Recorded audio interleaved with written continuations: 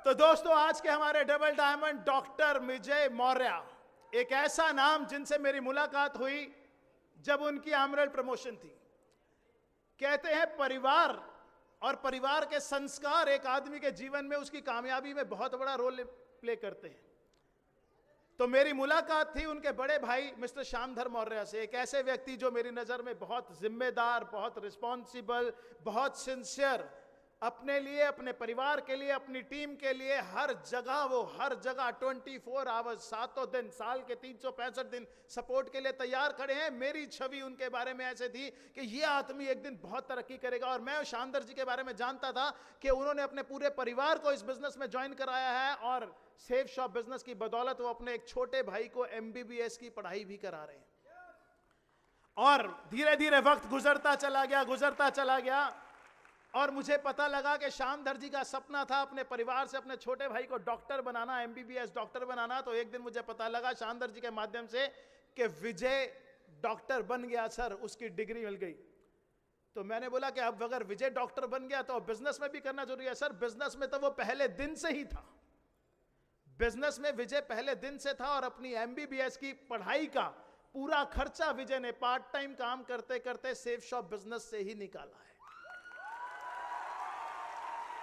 और दौर एक ऐसा बना कि जहां पे डॉक्टर विजय मौर्य की MBBS कंप्लीट हुई, साथ साथ ही डॉक्टर विजय मौर्य की एमरलशिप कंप्लीट हो गई और मेरी मुलाकात हुई वाराणसी में। एक सक्सेस डे था कटिंग मेमोरियल में, वहां पर वो मुलाकात हुई और उसके बाद से डॉक्टर विजय मौर्य ने कमान संभाली अपनी टीम की। एज एन एमरल वो बिजनेस में इंट्रोड्यूस हुए, तब तक वो पार्ट टाइम काम कर रहे थे। फुल टाइम उन्होंने अपनी मेडिकल प्रैक्टिस नहीं करी। परिवार के दबाव में, वाइफ के प्रेशर में, ससुराल के प्रेशर में, समाज के प्रेशर में आने के बाद सबने बोला कि MBBS करने के बाद नेटवर्किंग। तो उनका जवाब होता था जी हां, MBBS करने के बाद नेटवर्किंग और सेफ शॉप। क्योंकि उनको इस चीज का बिलीव था। एक स्टूडेंट जो अपनी MBBS की पढ़ाई कर रहा था, जब उसने अपनी पढ़ाई का पूरा खर्चा साथ साथ काम करते हुए अपने बड़े भाई की सपोर्ट से उठा लिया और MBBS की पढ़ाई कर ली, सारा खर्च कानपुर में रहना और सारे एंजॉयमेंट्स के साथ सब कुछ करते हुए उन्होंने इतनी बड़ी टीम बना ली। And after that he opted for Safe Shop business as a full time career. और उन्होंने अपनी MBBS की पढ़ाई को साइड में रखा, डिग्री को साइड में रखा। प्रैक्टिस, लोग पूछते हैं क्या वो प्रैक्टिस करते हैं? जी हां, वो प्रैक्टिस करते हैं, लेकिन उन्होंने कोई क्लिनिक नहीं बना रखा। किसी भी आदमी को अगर कोई प्रॉब्लम होती है तो वो उनके पास सलाह मशवरा करने के लिए आते हैं, उनसे प्रिस्क्रिप्शन लिखवाने के लिए आते हैं, उन्हें एडवाइस लेने के लिए आते हैं। और आज तक उन्होंने हजारों लाखों पेशेंट्स को ठीक किया है, लेकिन कभी 1 रुपया भी किसी से as a medical profession fees नहीं ली है। आज उनके पास जो कुछ भी है सेफ शॉप की बदौलत है। 20,000 से ज्यादा की टीम है, 3-4 स्टेट्स में उनका बिजनेस है, बहुत सारे शहरों में लोग उनके नाम के उदाहरण देते हैं, चर्चा करते हैं और अच्छे अच्छे लोग उनके हौसलों के आगे अपना सर झुका देते हैं। एक ऐसा किरदार, एक ऐसा व्यक्तित्व जो बहुत ही सिंसियर है। मैंने कभी उनकी लाइफ के अंदर अनएथिकल एंजॉयमेंट नाम की कोई चीज नहीं देखी, कोई ऐब नहीं देखा। पैसा है, क्वालिफिकेशन है, हर चीज है, लेकिन कभी मैंने उनके अंदर कोई ऐब नहीं देखा।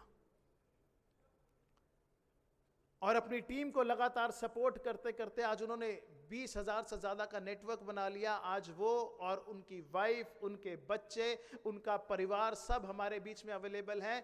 तो मैं आपका साथ चाहूंगा उन्हें यहां आमंत्रित करने के लिए। और आइए मिलकर आमंत्रित करते हैं Mrs and doctor Vijay Maurya, double diamond of the day.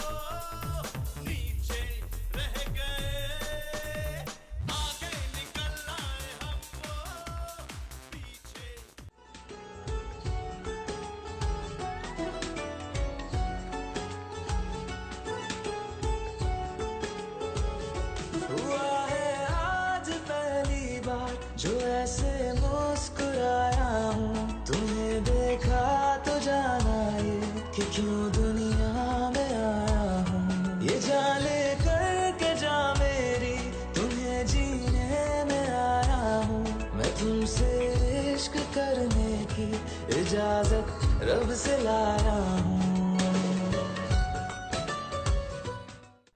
जोश, जुनून और जज्बा से भरे सभी एसोसिएट्स को इतना शानदार और यादगार सम्मान देने के लिए मैं बहुत बहुत धन्यवाद देता हूं। दोस्तों, कामयाबी का सफ़र जो भी है, इस कामयाबी के सफ़र में एहसान तो उनका भी है जिन लोगों ने, जब बिजनेस उनको दिखाया गया था और उन लोगों ने इस बिजनेस को मना किया था। क्योंकि जब कोई मना किया था तो और आग लगती थी, और जब आग लगती थी तो जिद पैदा होता था, और जो जिद पैदा हुआ शायद वही जिद ही है जिसकी वजह से आज मैं आप सब लोगों के सामने डबल डायमंड बन के खड़ा हूं। और इस खुशी के मौके पर अगर बात उनकी ना किया जाए तो शायद अच्छा नहीं होगा। मैं भी चाहूँगा उनको याद करना कुछ लाइनों की मदद से जिन लोगों ने इस बिजनेस को मना किया था। मेरा इकरार तेरे इनकार से अच्छा था, मेरा इकरार तेरे इनकार से अच्छा है, मेरा पागलपन तेरी समझदारी की हर बात से अच्छा है। मेरे बिजनेस को मना करने वाले आके देख, मेरी महफिल, मेरा सम्मान तेरे शहर के हर बारात से अच्छा है।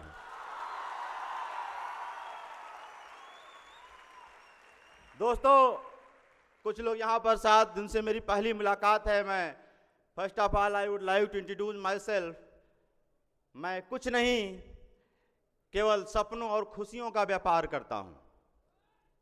मैं कुछ नहीं, केवल सपनों और खुशियों का व्यापार करता हूँ। जो सपना देख सकता है उसके सपनों को साकार करता हूँ। और अगर आप भी मेरी तरह इतिहास पढ़ने में नहीं, एक नया इतिहास बनाने में यकीन रखते हैं, तो मैं आपका डायरेक्ट दिल से नमस्कार करता हूं। दोस्तों, जब मैं छोटा था तभी से एक सपना बना था कि बड़ा होकर डॉक्टर बनूंगा। पढ़ाई करना शुरू किया, बहुत सीरियस था पढ़ाई के लेकर के, बहुत पढ़ता था। केवल एक ही काम था जिसमें मन लगता था, वो थी पढ़ाई। बाकी और किसी चीज़ में मन नहीं लगता था। कॉलेज में, स्कूल में, जहाँ भी गया, टीचरों ने हमेशा सराहना की। जो हमारे टीचर्स थे, मुझे याद है, मुझे कंप्यूटर या जीनियस बोलते थे क्योंकि उनके सवाल ख़त्म नहीं होते थे, उससे पहले मैं जवाब दे देता था। मैं बहुत टफ सब्जेक्ट माने जाते हैं फिजिक्स, केमिस्ट्री, मैथ, और ऐसे सब्जेक्ट्स में मैं 100 में 90, 100 इस प्रकार से मार्क्स पाया करता था। First, second, third rank class में मेरा एक आदत बन चुका था। मैं मेडिकल के प्रिपरेशन के लिए इलाहाबाद आया था, और वहाँ पे मैंने जो एक एग्ज़ाम था, ऑल इंडिया पीबीटी होता है, all India pre veterinary test होता है, medical entrance test. All India rank जो मेरी आई थी वो 15th आई थी। और इलाहाबाद और कानपुर के ऐसे कई सारे चौराहे थे जहाँ पर फ्लैक्स में, बोर्ड पे, होर्डिंग पे मेरी फ़ोटो लगा दिया गया था। उस समय लगता था कि हाँ, मुझे पढ़ाई की दुनिया में बहुत आगे जाना है, एजुकेशन की दुनिया में बहुत आगे जाना है और बहुत बड़ा डॉक्टर बनना है।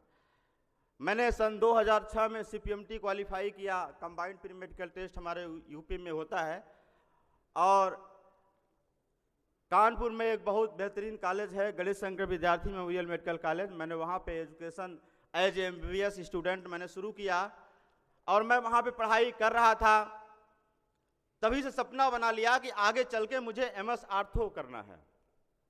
जो हड्डी के डॉक्टर होते हैं, मुझे वो डॉक्टर बनना है। और मैं UG में था, और उसी दौरान मैंने PG का जो प्रिपरेशन की जो बुक्स आती हैं उसको ला करके फिर प्रिपेयर करने लगा, पढ़ाई करने लगा। सीरियस फील हो गया कि अब UG के बाद PG करना है और MS आर्थो बनना है।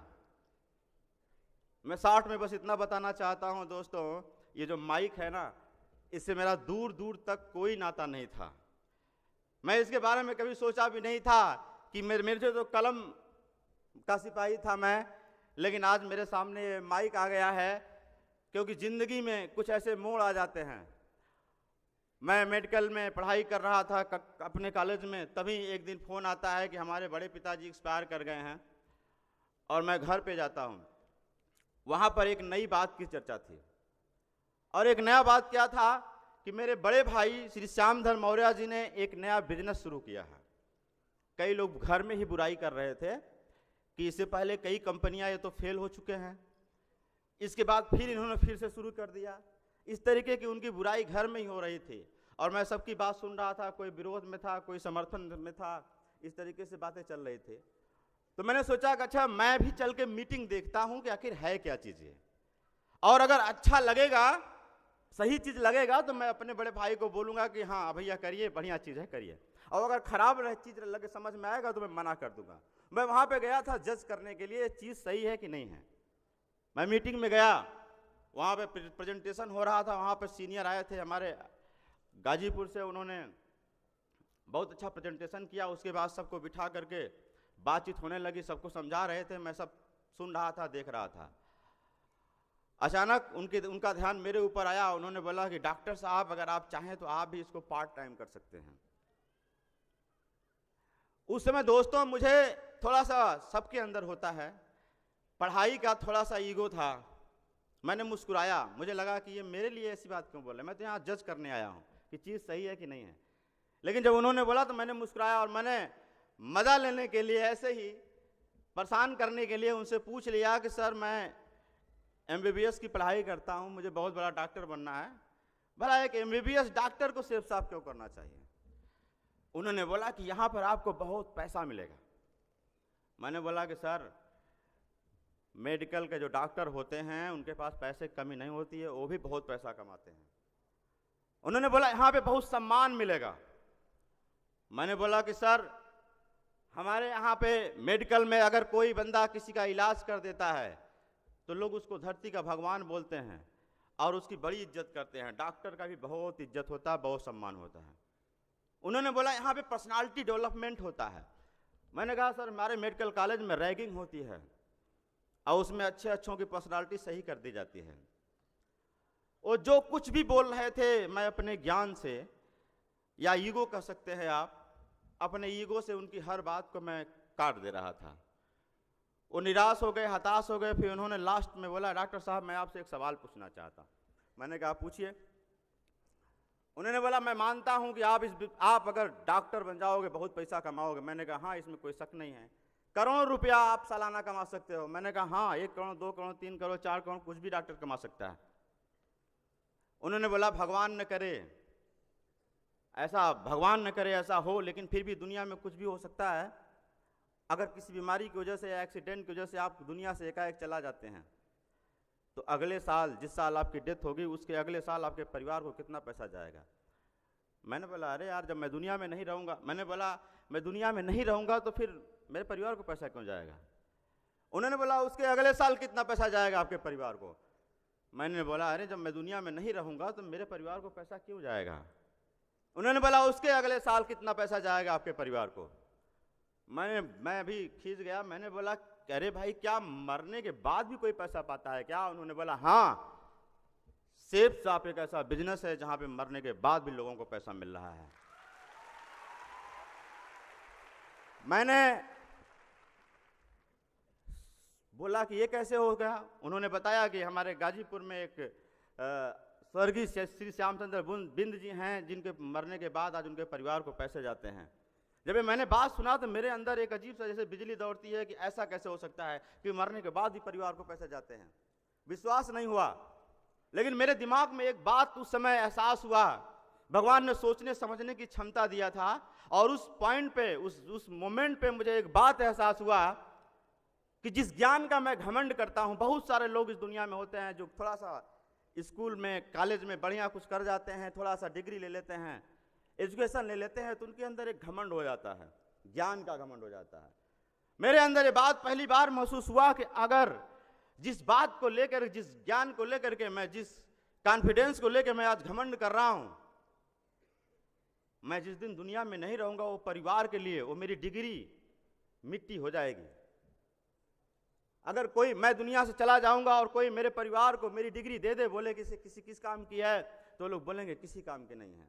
मैं उस चीज़ पे घमंड कर रहा था। मुझे पहली बार यह एहसास हुआ, जो मैं डिग्री हासिल किया हूँ बहुत मेहनत से, मैं जब दुनिया से जाने लगूंगा, बुजुर्ग हो जाऊंगा, जब मन करेगा कि अब दुनिया से जाने का वक्त आ चुका है, अपने बच्चों को कुछ दे के जाऊं, तो मैं अपने बच्चों को अपनी डिग्री नहीं दे सकता कि ले बेटा बड़ा मेहनत से मैंने हासिल किया है, अब तू भी इसको पकड़, अब इसके बाद तू कमा। ये मुझे पहली बार एहसास हुआ कि जिसको मैं अपना समझता हूं, जिस डिग्री को, वो मेरी है कहां। अगर अपनी होती तो दे देता कि नहीं दे देता। अपनी होती, लगा कि ये तो डिग्री किराए की है यार, जो मैं किसी को दे नहीं सकता। जिसके प्रति बहुत अपनापन था, पहली बार वो चीज मुझे पराई लगी। और ये बात मेरे दिमाग में चल रहा था, तभी सीनियर ने एक दूसरा तीर छोड़ दिया। उन्होंने बोला कि डॉक्टर साहब, अगर आप बढ़िया सक्सेसफुल डॉक्टर बनेंगे तो आपका परिवार खुशहाल हो जाएगा। मैंने कहा हाँ, खुशहाल तो होगा। उन्होंने बोला क्या आपके घर में कार आ जाएगी? मैंने कहा हाँ, बहुत बढ़िया बढ़िया कार आ जाएगी। क्या आपके बच्चे बढ़िया स्कूल पढ़ेंगे? मैंने कहा हाँ, बढ़िया स्कूल पढ़ेंगे। उन्होंने बोला क्या आपका बंगला बनेगा? मैंने कहा हाँ। क्या आप देश विदेश की यात्रा करेंगे? हमने कहा हाँ। उन्होंने कहा डॉक्टर साहब, लेकिन केवल आपका, आपके ज्ञान से, आपकी डिग्री से, आपकी मेहनत से, आपकी योग्यता से केवल आपका भला हो रहा है। क्या ऐसा संभव है? उस डिग्री से, आपके वजह से, आपकी मेहनत से हजारों लोगों का भला हो सकता है। हजारों लोगों के बच्चे क्या अच्छे स्कूल पढ़ सकते हैं? क्या हजारों लोगों के बच्चे की बेटियों की शादी बढ़िया स्कूल घर में हो सकती है?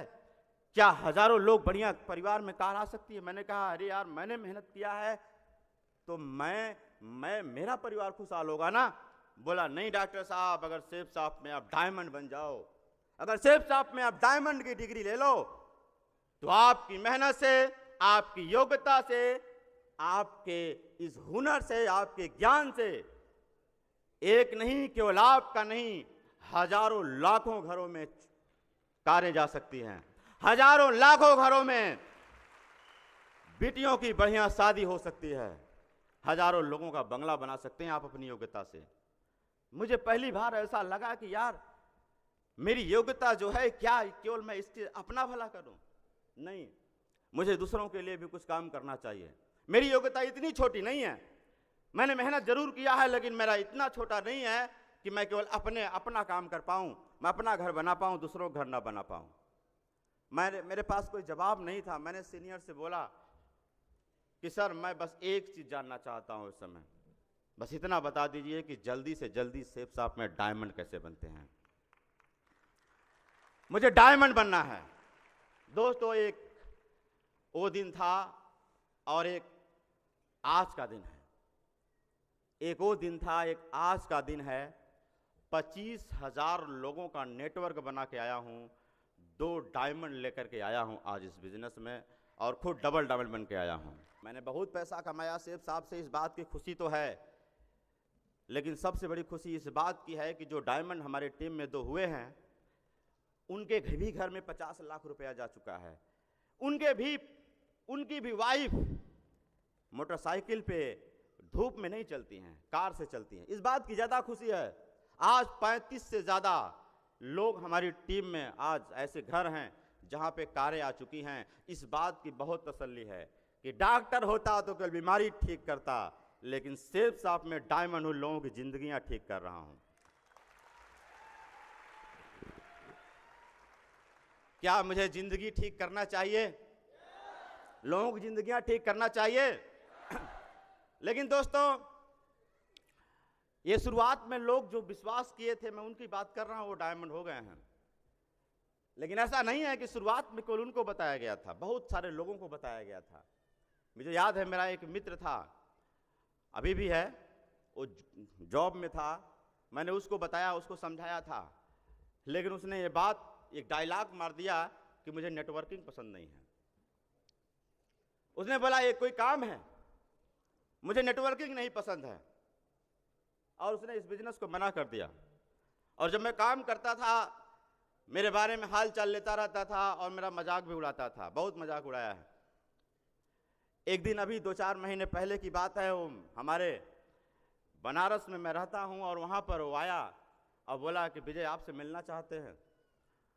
कहीं जा रहे थे तो लेट हो गया इसलिए आपसे मुलाकात। मैंने कहा चलो इसको मिलते हैं। मैं उसको गया, ट्रेन से आया था और मैं उसको रिसीव करने गया। जब मेरी उनसे मुलाकात हुई तो मैं उसको देख रहा था, लेकिन वो मेरे पूरे शरीर को देख रहा था और बोला विजय बहुत बदल गए हो। उसने बोला विजय, उसकी नज़र मेरे हाथ में एक मोबाइल थी, आईफोन था, उस पर पड़ गई। दोस्तों, उसने बोला कि विजय मोबाइल बड़ा अच्छा लग रहा है यार, ये कब ले लिए? मैंने कुछ नहीं बोला, मैं टाल रहा था। फिर बोला कितने की है? मुझे याद आ गया जब वो मेरा मजाक उड़ाता था। मैंने सोचा कि आज अच्छा मौका है, आज मैं भी इसको बदला लेते हैं। उसने बोला कितने का है? मैंने बोला जितने की तुम मोटरसाइकिल से चलते हो उससे भी ज्यादा रेट की है।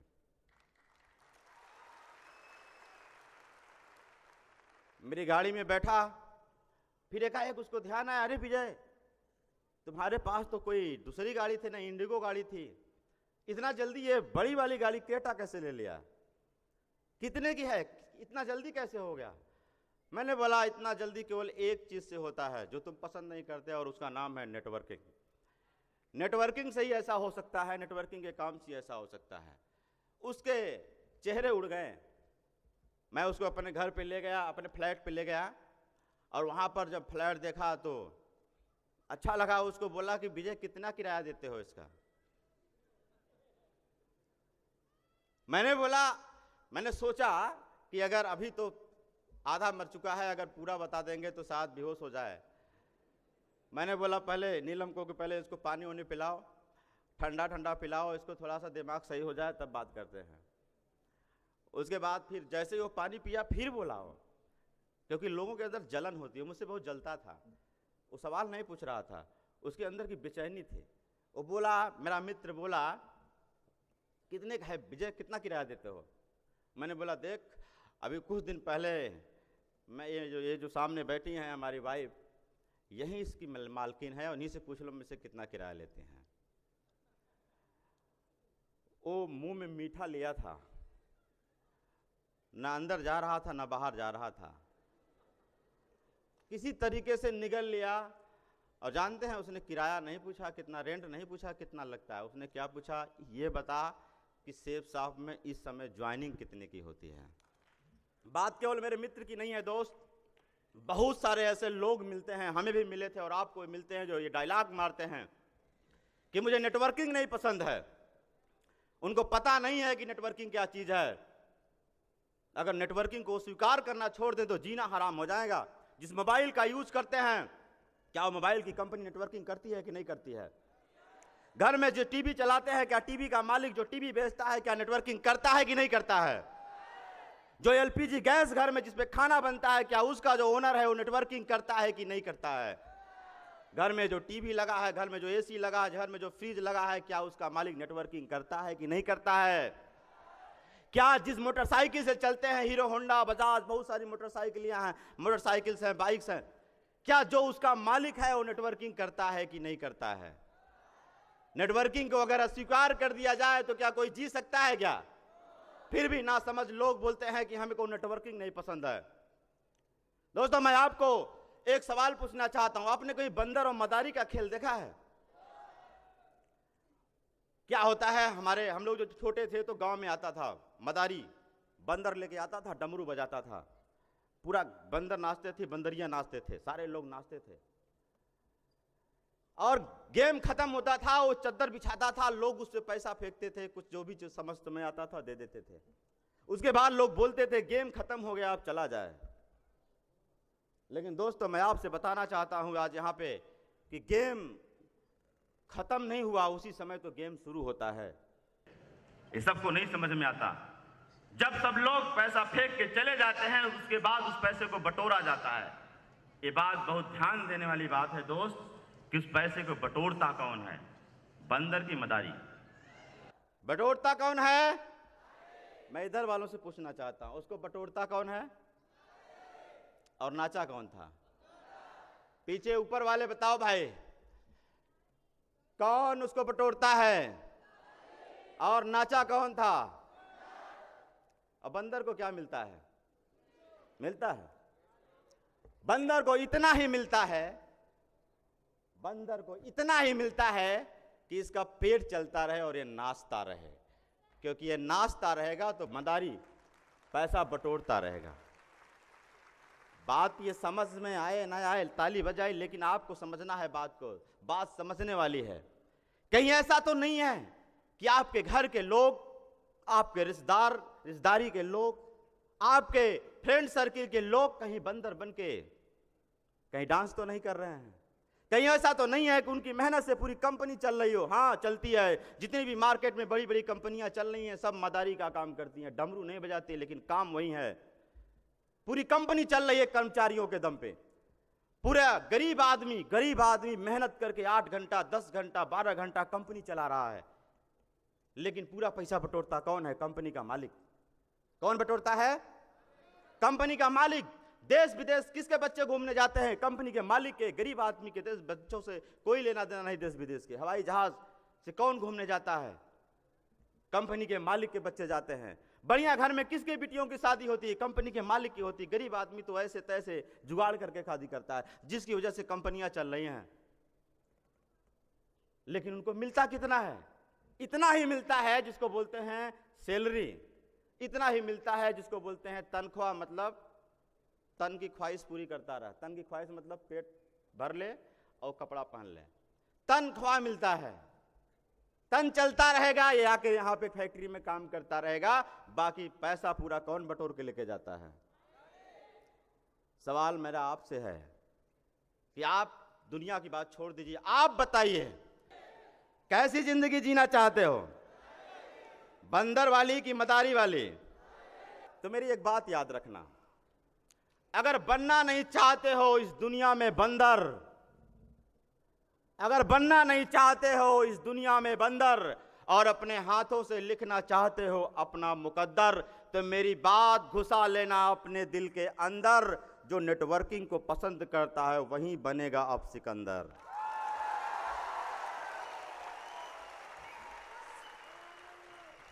सिकंदर बनना है? बनना है? किसको किसको बनना है? एक पुरानी कहावत है, आप लोगों ने सुना होगा, मैंने भी सुना है, कि जब ऊपर वाला मेहरबान तो गधा भी। थोड़ा सा मॉडिफाई करना चाहता हूं, जब ऊपर वाला होता है मेहरबान तभी किसी को मिलता है नेटवर्किंग का प्लान। नेटवर्किंग का प्लान केवल उसको मिलता है जिसके लिए भगवान कुछ अच्छा करना चाहता है मेरे भाई, ये मेरा एक्सपीरियंस बोलता है। और जिसको जिसको मिला है नेटवर्किंग का प्लान, ये समझ लेना ये कंपनी और सीनियर नहीं, ऊपर वाला आपके ऊपर मेहरबान है और आपके लिए कुछ अच्छा सोच रहा है। आज मैं अपने बारे में बताऊं, मुझे भी नेटवर्किंग पसंद है और इसका नतीजा क्या है, छोटी सी बात बताऊंगा कि मैं जब कॉलेज में था तो पैदल गया था। वहां पे मैंने अपने दम से मोटरसाइकिल भी लिया, लैपटॉप भी लिया। बात बहुत छोटी सी है दोस्त, लैपटॉप और बाइक आज के ज़माने में कोई बड़ी बात नहीं है, लेकिन जिसके पास नहीं होता उसके लिए बहुत बड़ी बात होती है। सही कि गलत? मेरे लिए बड़ी बात थी और मैंने अपने दम पे लिया मोटरसाइकिल। उस कॉलेज में बहुत सारे लोग मोटरसाइकिल से चलते थे, मैं भी चलता था, लेकिन मेरे अंदर ज़्यादा खुशी थी। जानते हैं क्यों? क्योंकि बाकी के लोग अपने बाप के पैसे से चलते थे और मैं सिर्फ साहब के पैसे से चलता था, अपने पैसे से चलता था। और बड़ी खुशी है बताते हुए, जिस कॉलेज में पैदल घुसा था उस कॉलेज से जब निकला था तो मेरे पास टॉप मॉडल टाटा इंडिगो की गाड़ी आ गई थी, ECS VX। Student number 1। लेकिन मैं आपको बताना चाहता हूं ये कैसे संभव हुआ। नेटवर्किंग को पसंद करने वाला ही स्टूडेंट नंबर 1 बन पाया। मैं आपको बताना चाहता हूं बेटा नंबर 1 नेटवर्किंग क्या कर सकता है। जब मैं इस कॉलेज में था तो हर महीना जब खत्म होता था तो मेरे साथ में जो भी लड़के थे, पूरे कॉलेज के लड़कों का यही हाल था कि अपने घर पे फोन करते थे, बोलते थे पापा पैसा खत्म हो गया है, मेरे अकाउंट में भेज दीजिए। और मैं भी हर महीने फोन करता था अपने पापा को, हाँ बोलता था पापा आपका पैसा खत्म हो गया होगा, मैंने आपके अकाउंट में डाल दिया है, निकाल लीजिए। नेटवर्किंग को पसंद करने वाला क्या क्या कर सकता है मैं आपको बताना चाहता हूं। मेरी वाइफ है, मेरी शादी हुई थी 13 दिन के लिए मैं गया था बाहर। हनीमून शब्द होता है जो गरीबों को केवल सुनते हैं, गरीब लोगों की भाषा में, कि बस इसका नाम सुनते आए हैं, क्या भला है चीज़ नहीं मालूम, हम तो बस हनीमून का नाम सुनते आए हैं। लेकिन ये बिजनेस की बदौलत मैं अपनी वाइफ, मेरी आई शुरुआत में उसी समय हवाई जहाज़ में उड़ा दिया उनको अपने साथ में, अच्छा लगा। लेकिन बहुत सारे लोग फील्ड में ऐसे मिलते हैं दोस्त, जो अपनी वाइफ को साइकिल और मोटरसाइकिल में धूप में टहला रहे हैं और बोलते हैं नेटवर्किंग नहीं पसंद है। क्या उनकी मति मारी गई है? और मैं अपनी वाइफ को हवाई जहाज से उड़ा रहा हूं। 13 दिन के लिए हनीमून ट्रिप पे गया था, आज फ्लाइट भी है, फ्लैट भी है। पति नंबर 1। मैं सबसे पहले इनका थोड़ा सा इंट्रोडक्शन देना चाहूँगा। ये मेरी बहुत अच्छी दोस्त हैं और वाइफ को एक बहुत अच्छा दोस्त होना चाहिए। इन्होंने बीपीएड किया हुआ है और गवर्नमेंट ये सर्विस करती थी एज ए टीचर, लेकिन मेरा साथ देने के लिए इन्होंने इस बिज़नेस के लिए इनका भी योगदान कम नहीं है और इन्होंने वो जॉब को छोड़ दिया मेरा साथ देने के लिए। और मुझे बहुत फ़ख्र है बताते हुए दोस्त, जब से मेरे घर में आई हैं आज तक मैंने अपना कहीं भी जाना है बिजनेस के लिए, आज तक कभी अपना बैग नहीं पैक किया है। और ये मेरे ख्याल से हर वाइफ को ऐसा करना, इतना ध्यान देना चाहिए, क्योंकि जब कामयाब आपकी वाइफ हो, आप होंगे, तो आपकी वाइफ भी साथ में खुशियों में शरीक होगी। तो करना चाहिए कि नहीं करना चाहिए? और इन्होंने मेरा एक नई नवेली आई थी तो हमारे एक्टिव अपलाइन थे, उन्होंने बोला कि आपको होस्टिंग करना है, मेमोसी बनना है एक प्रोग्राम में। मैंने इनसे बोला, कभी ज़िंदगी में स्टेज पे नहीं गई थी, लेकिन साथ दिया मेरा, मना नहीं किया। हमारे आदरणीय सर का आदेश आया कि ताल कटोरा स्टेडियम में वहाँ पे इंटरव्यू होगा। छोटे छोटे बच्चे थे, बहुत दिक्कत थी, बहुत समस्या थी, नॉर्मली लोग मना कर देते हैं, लेकिन इन्होंने मना नहीं किया, मेरा साथ दिया। हर कदम पे, हर प्रमोशन जब से आई हैं, हर प्रमोशन मेरे साथ खड़ी हैं और आज इस प्रमोशन में भी मेरे साथ खड़े हैं। और मैं तो यही बोलूँगा कि अगर सबकी वाइफ थोड़ा बहुत अगर इनकी नकल कर लेंगी तो diamond, double diamond, Venus, mercury सब बन जाएगा। मैं चाहूँगा कि ये बताएं, क्योंकि ये नेटवर्किंग को पसंद करने वाले से शादी हो गई, और ये बताएं कि क्या ये खुश हैं कि नहीं हैं, क्या है इनके दिल में, आज बात कर लें सबके सामने, हो जाए? चलिए, थैंक यू वेरी मच। मैं बहुत खुश हूँ और आप लोगों ने जो सम्मान मेरे परिवार, मेरे पति और मुझे दिया है, उसके लिए आपका दिल से धन्यवाद। भगवान से मैं हाथ जोड़कर यही प्रार्थना करती हूँ कि आप सभी के ज़िंदगी में ये दिन जल्दी से जल्दी आए। मैं एक औरत हूँ और एक औरत को क्या चाहिए? उसको यही चाहिए ना कि उसका खुद का अपना एक खूबसूरत सा घर हो। और मैं इस मामले में बहुत लकी हूँ कि मेरे पास घर भी है और गाड़ी भी है, जिसके लिए मैं सेफ साहब को और सेफ साहब की प्यारी टीम को मैं दिल से धन्यवाद देना चाहती हूँ। Thank you. हमारी वाइफ के लिए जोरदार तालियां हो।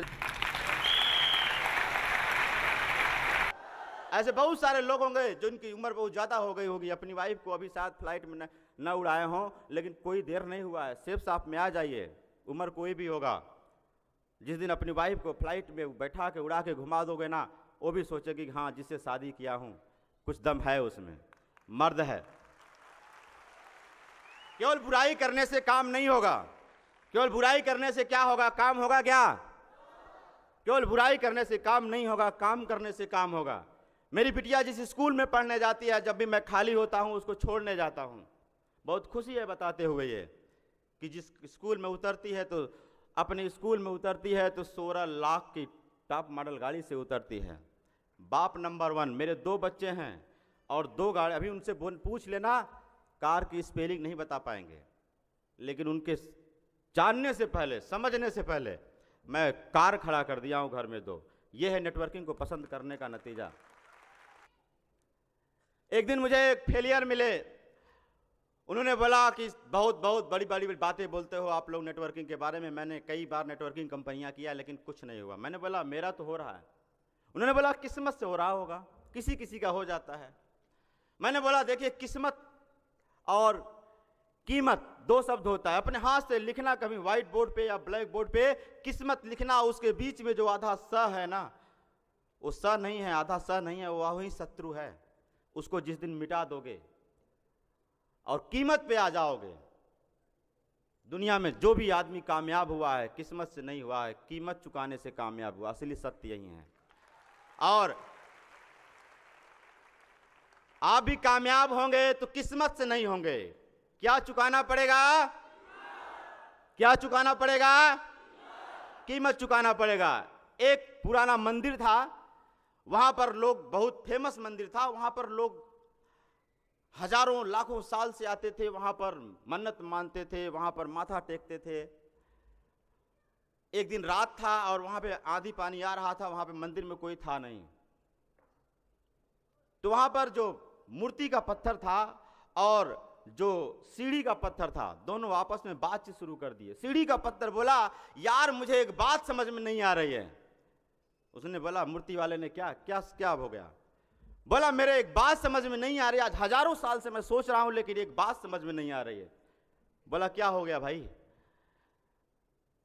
उसने बोला कि जिस चट्टान से तुम्हें काटा गया था उसी चट्टान से मुझे भी काटा गया था।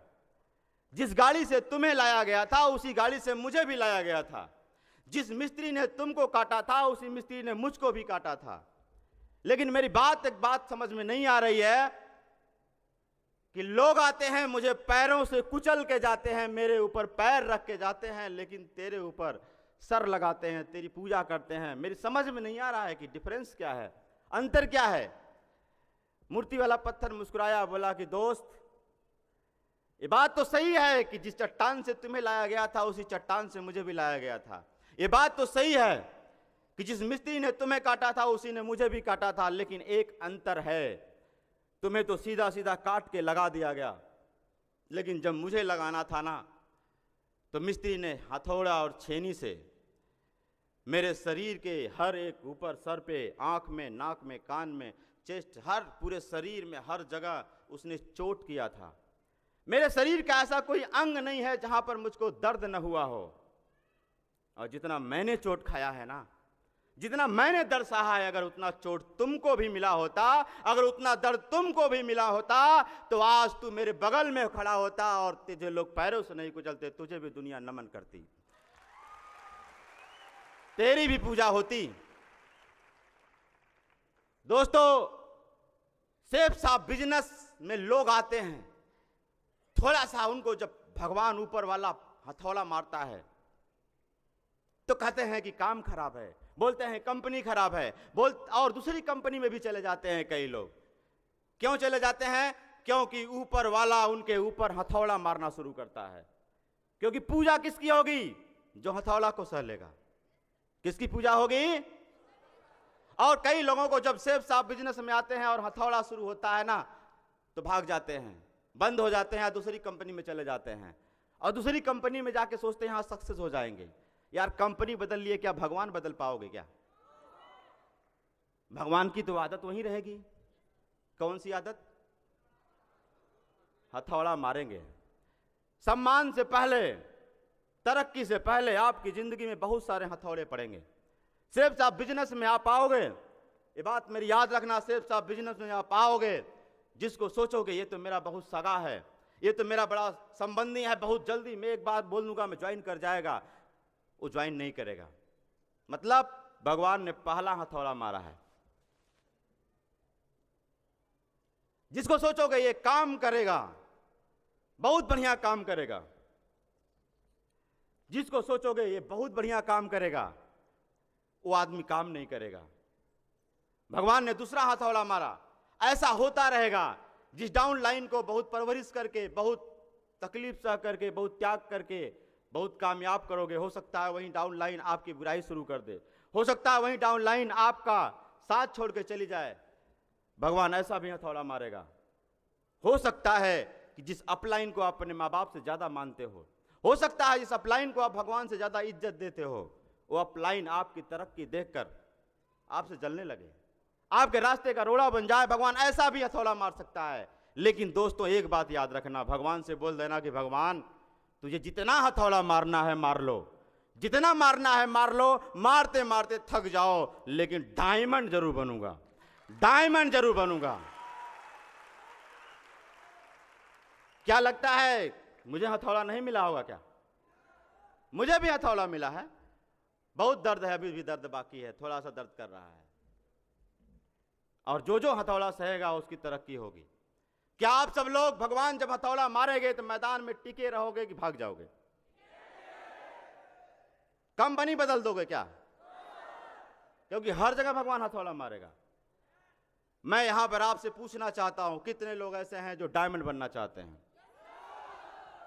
डायमंड बनना चाहते हैं तो दोनों हाथ ऊपर कर लीजिए आप लोग, और दोनों हाथ ऊपर करके मैं एक बात बताना चाहता हूं, आने वाली आपकी पीढ़ियां सुधर जाएंगी। केवल 2 काम करना पड़ेगा। क्या? केवल 2 काम। पहला काम, अगर आपने सेब साफ शुरू नहीं किया है तो जल्दी से जल्दी शुरू कर दीजिए, और दूसरा काम, अगर सेब साफ शुरू कर दिया है तो कभी पूरी जिंदगी में बंद मत करना। केवल 2 काम करना है।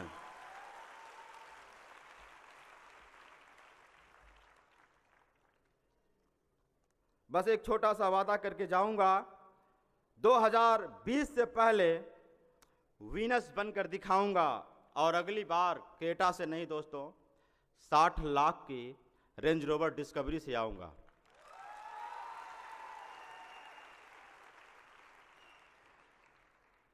मेरी कहानी में अगर एक नाम न आए तो साथ मेरी कहानी की शुरुआत ही नहीं होती, मेरी कहानी बनती ही नहीं।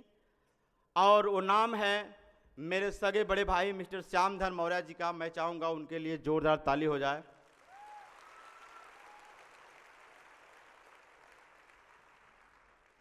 और मैं उनके सम्मान में सोचा था, सम्मान में आपके ऊपर एक कविता लिख दूं। सोचा था सम्मान में आपके ऊपर एक कविता लिख दूं, पर आप कोई सीमित नहीं जिसे शब्दों में बांध दूं। आप बहुत अच्छे हैं, बस इतना ही कैसे कह दूं। मेरे बस की बात नहीं कि मैं आपको परिभाषित कर दूं। दोस्तों, आज मैं जो कुछ भी हूं सब कुछ उन्हीं की वजह से हूं। मेरे पास शब्द नहीं है उनके लिए। और at last I would like to thanks, many thanks, heartily thanks to founder members of All India, and very special thanks to हर्ष बिल्ला सर एंड दीपक बिल्ला सर। मैं चाहूँगा कि उन लोगों की बदौलत, जिनकी बदौलत आज बहुत सारे लोगों के सपने पूरे हो रहे हैं, उनके लिए एक बार जोरदार और डायरेक्ट दिल से ताली होनी चाहिए। जय हिंद, जय भारत, जय सेब साहब, जय all India. Thank you very much.